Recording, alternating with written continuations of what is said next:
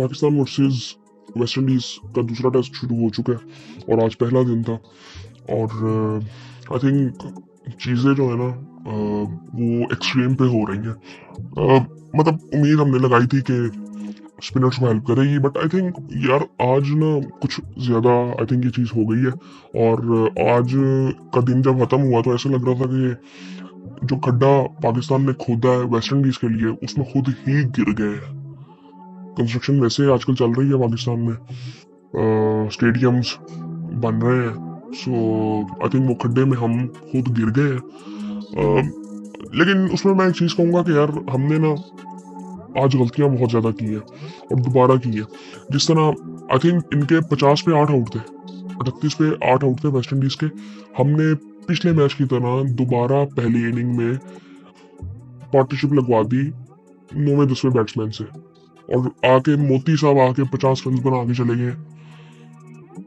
So I think ये थोड़ी सी चीज़ ना ये अलार्मिंग है कि उस वक्त ना हम अपना ज़रा कंट्रोल जो है ना वो आई थिंक लूज कर देते हैं जब हमें कुछ ऐसी सिचुएशन में आ जाए और यहाँ से फिर हम मतलब यार ये होना ही नहीं चाहिए था। 163 जो उन्होंने कर लिया था, इनको आउट करना चाहिए था 60 पे, 50-60 पे इनको आउट करना चाहिए था, वहां पे ही खत्म करनी चाहिए थी इन्हें।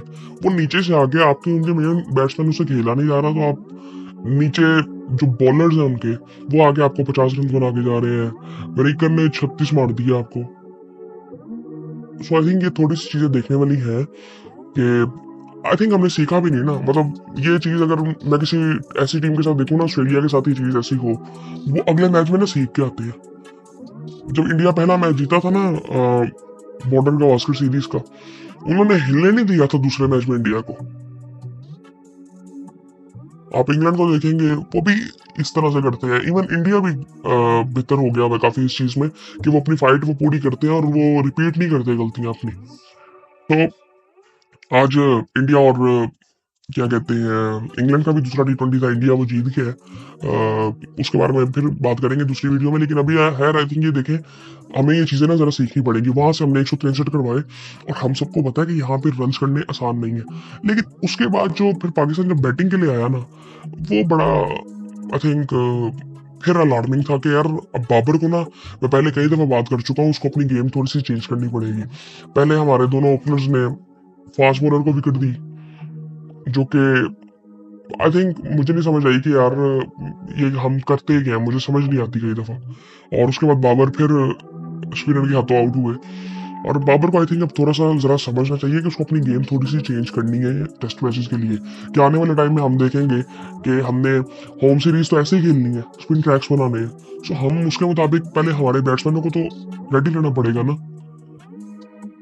तो ये चीजें आई थिंक बाबर को देखनी पड़ेंगी। बाबर को स्वीप शॉट्स डेवलप करनी पड़ेंगी, सिर्फ स्वीप शॉट नहीं, हर तरह का स्वीप उसको खेलना पड़ेगा, जो कि वो जितनी दफा मैंने उसको देखा ट्राई करते हुए वो नेचुरल लगता नहीं है अभी उसमें। लेकिन आई थिंक उसको थोड़ा सा देखना पड़ेगा कि अब उसको डेवलप करनी पड़ेंगी कुछ शॉट्स। यहाँ पे साउथ शकील की तकनीक के अलावा मुझे किसी बैट्समैन की तकनीक बेहतर नहीं लगी दोनों टीमों में। वेस्ट इंडीज में तो मैं समझ रहा हूँ कि मोती की तकनीक मुझे सबसे बेहतर लग रही है, जिस तरह से वो खेल रहा है। मोती और रेकर पिछले मैच में भी इन्होंने ऐसे किया था। सो यार पहले मैं आपको स्कोर कार्ड बताता हूँ पूरा आज हुआ क्या। वेस्ट इंडीज ने टॉस जीता और पहले बैटिंग की। जाहिर बात है जिसने टॉस जीता था पहले बैटिंग करनी थी यार। क्रैग ब्रैथवेट आए, लुइस थे, आई थिंक ये चेंजेस किए थे उन्होंने यार, वो भी कोई इतनी देर ठहरे नहीं। पहला आउट किया काशिफ ने। अब काशिफ जब नया बॉल उसको मिला था तो अच्छी बॉलिंग कर रहा था, लेकिन इसने काफी नो बॉलें की। मे भी कॉन्फिडेंस की थोड़ी सी कमी थी, अब पहला मैच था, प्रेशर भी होता है। सो ये जिस तरह इसका बॉल अंदर आ रहा था, एंगल भी हो रहा था और बाद में सीम भी हो रहा था। सो आई थिंक काफी इंटरेस्टिंग था मेरे लिए। लेकिन वही बात थी कि अगर इसको खिलाना था तो हमें पहले मैच में भी खिलाना चाहिए था, ताकि वो कॉन्फिडेंस एक रहता है कि पूरी सीरीज खेली गई है। सो आई थिंक ये चीज़ें हमें ना पहले सोचनी पड़ेंगी। खैर इस पे हम बात कर चुके हैं हमें यार। उसके बाद आमिर जेंगो आए, ये भी आई थिंक डेब्यू कर रहे थे आज, तो 0 पे आउट हुए। साजिद खान ने इनको आउट किया। उसके बाद केवम हॉज उन्होंने 21 रन बनाए। उसके बाद अथानजे 0 पे आउट हुए। ग्रीव्स 1 रन बना के आउट हुए। इम्प्लैच ये भी आज ही खेल रहे थे मेरे ख्याल से, ये भी 0 रन पहली बॉल पे आउट हुए। नुमान अली ने हैट्रिक की, जो कि आई थिंक पहले स्पिनर पाकिस्तानी ने टेस्ट मैचेस में हैट्रिक की है, जो कि आई थिंक बहुत ज़बरदस्त अचीवमेंट है।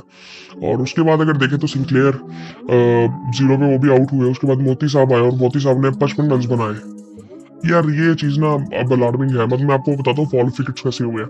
पहली 8 रन पे गिरी, दूसरी 9 पे, तीसरी 32 पे, चौथी 37 पे, पांचवी 38 पे, छठी 38 पे, सातवीं 38 पे, आठवीं 54 पे गिरी, नौवीं 95 पे फिर भी गिरी, फिर 10वीं विकेट 63 पे गिरी, आखिरी विकेट में भी हमने पार्टनरशिप करवाई।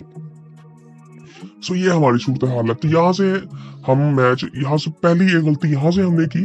और उसके बाद फिर अगर वेस्ट इंडीज की बॉलिंग अगर देखें, पाकिस्तान की बॉलिंग अगर देखें, तो साजिद ने 2 आउट किए, काशिफ अली ने 1 आउट किया, 4 ओवर किए उन्होंने 16 रन देके।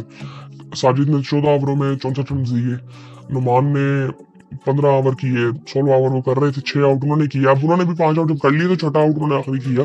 तो आई थिंक ये थोड़ा सा उनको भी देखना पड़ेगा। अब ये पूरी टीम को आई थिंक देखना पड़ेगा कि हमें ना जरा कंट्रोल में रहना है। जब ऐसी किसी पोजीशन में हम आते हैं कि अब 50 पे हमने 8 आउट किए हुए हैं, तो अगली टीम से हम 150 रन करवा देते हैं, 250 रन करवा देते हैं। सो ये थोड़ा सा देखना पड़ेगा। अबरार ने 1 आउट किया है 6 ओवरों में 24 रन दे के। सलमान ने 2 ओवर किए, 10 रन उसने दिए। उसके बाद जब पाकिस्तान बैटिंग के लिए आया तो शान ने 15 रन बनाए, हुरैरा ने 9 रन बनाए, बाबर आजम 1 रन बना के आउट हुए। अब तीनों को देखना पड़ेगा। आई थिंक हुरैरा को भी देखना पड़ेगा थोड़ा सा। बट आई थिंक बाबर को मैं मेनली कहूंगा कि यार उसको अपना थोड़ा सा ना डिवेलप करनी पड़ेंगी कुछ शॉट्स। सीरियसली अपनी तकनीक में ना कुछ चेंजेस करने पड़ेंगे। उसको अपना स्टांस थोड़ा सा ओपन करना पड़ेगा कि वो एलबीडब्ल्यू से बचे। हालांकि आज मोती ने जो 2 आउट किए, मोती ने आई थिंक 2 आउट किए, वो दोनों आउट 3 आउट किए उसने, 2 आउट तो जो थे उसके बड़ी जबरदस्त उसने बोल्ड किए। बाबर का भी बोल्ड था, उसके बाद एक और था आगा का, आई थिंक आगा का भी बोल्ड ही था। और उसके बाद अगर देखे तो ये सूरत हाल थी। तो आई थिंक उसके बाद कामरान आए, 16 रन बनाए। अब यहाँ पे ना हमें एक चीज समझ नहीं है कि हमें ना डिफेंसिव यहाँ पे हम तकनीक कर ही नहीं सकते। साउथ ने 32 रन बनाए। अब तकनीक वाइज बहुत आई थिंक बेहतरीन था साउथ, और लग रहा था कि वो प्रॉपर वो आई थिंक रन करना चाह रहा है। जिस तरह से आउट हुआ, मैं ये नहीं कहूंगा कि वो शॉट उसको लगानी नहीं चाहिए थी। आई थिंक ये हमें इसी तरह से खेलना पड़ेगा। बट आई थिंक मुझे बाबर का थोड़ा सा है, कामरान को भी रन करने चाहिए थे, लंबा थोड़ा सा जाना चाहिए था, बाबर को करना चाहिए था। अब बाबर पे आई थिंक ड्यू है अगली इनिंग में अच्छा खेलना। और सलमान ने 9 रन बनाए, मोहम्मद रिजवान ने 49 रन बनाए, 50 उन्होंने मिस किया। बट आई थिंक बहुत ज़बरदस्त खेल रहे थे, और अप्रोच भी ज़बरदस्त थी, स्ट्राइक रेट भी था बेहतर, तकरीबन 66 का था। और उसके बाद 16 रन आगे साजिद खान ने बनाए। और मेरा ये मानना है कि यार फिर आज ये देखो, हम आखिरी रन आउट इस दफ़ा भी हमारा रन आउट हुआ है।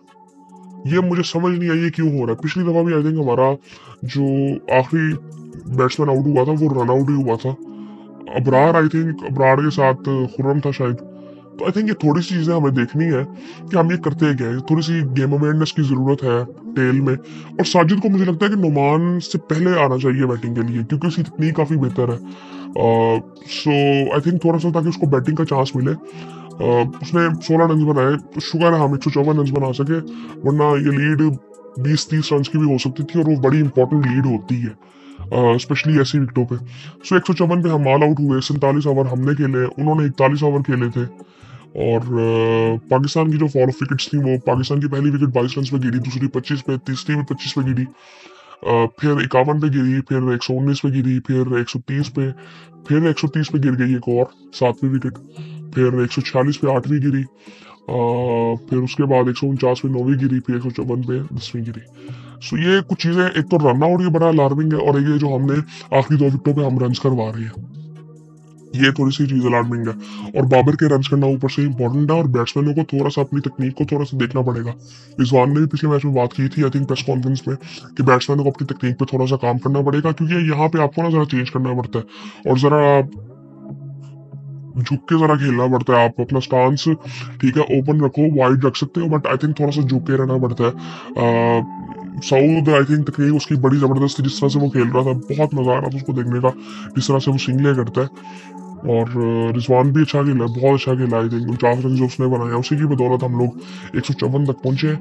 बट अब हमें ना दूसरी इनिंग में बैटिंग तो बहुत अच्छी करनी है, हमें बॉलिंग भी बहुत अच्छी करनी पड़ेगी कि ये गलती हमें दोबारा नहीं करनी जो हमने यहाँ पे कर दी है, क्योंकि ये हमें मैच मिस नहीं करना चाहिए कि हम यहाँ से मैच हार जाए। हालांकि इस वक्त पोजीशन जाहिर बात है, अब इस वक्त ये इस लिहाज से तो हम कह सकते हैं कि दोनों टीमें आउट हो गई हैं, 9 रन की सिर्फ लीड है, कोई इतना खास फर्क नहीं पड़ा। मतलब दूसरी इनिंग में जो अच्छी बैटिंग करेगा वो जीत जाएगा। बट आई थिंक जो लीड ये 8-9 रन की भी है ना, ये थोड़ा सा कॉन्फिडेंस तो देगी वेस्ट इंडीज को कि हम यार इनको आउट तो कर सकते हैं ना। सो ये चीजें थोड़ी सी देखने वाली हैं। अब एक चीज ये है कि आज अब एक इनिंग खेल ली है दोनों ने, तो कल क्या मैच खत्म हो जाएगा?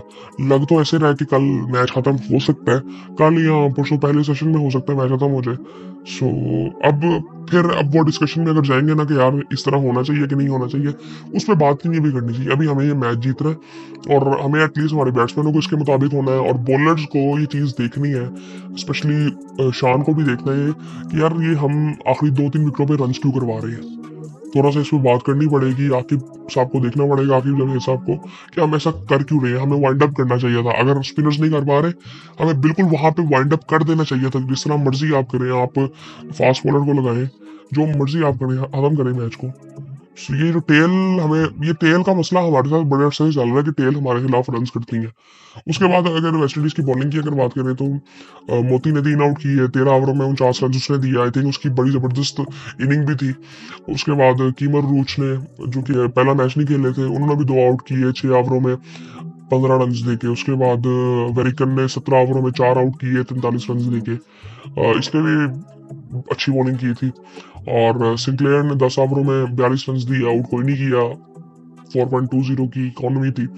ग्रेग ब्रेथवेट ने 1 रन देके 1 ही ओवर किया, जो कैप्टन है इनके।